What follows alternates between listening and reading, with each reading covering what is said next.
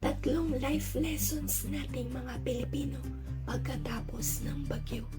Nakakatawa minsan, no? Kasi kahit ilang bagyo na ang tumaan sa atin, ilang baha, lindol o pagkawala ng mahal sa buhay, bukas makikita mo pa rin tayong nakangiti. Ilan ngayon wala akong boses. Pero tanong, resilience lang ba talaga ang natutunan natin o may mas malalim pa? Hello mga ka-Conchava, this is Miss Natalie Concha of VS Concha Realty.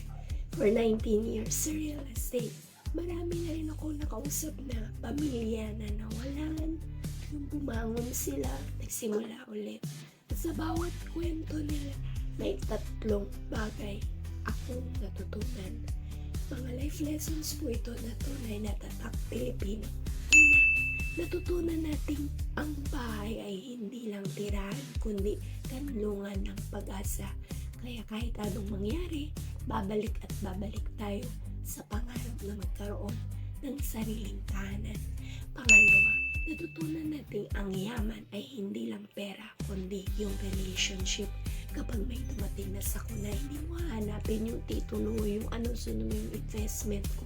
Ang una mo hahanapin yung mga taong mahal mo. Pangatlo, natutunan natin tumulong kahit tayo mismo yung sugatan. Yan ang kakaibang lakas ng Pilipino. Hindi lang tibay, kundi malasakit. Kaya sa lahat ng dumaan sa unos, literal man o emosyonal, saludo po ako sa inyo. Kung nagustuhan niyo po ang video na ito, please like, comment, and share po.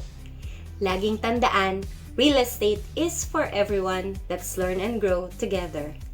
Bye!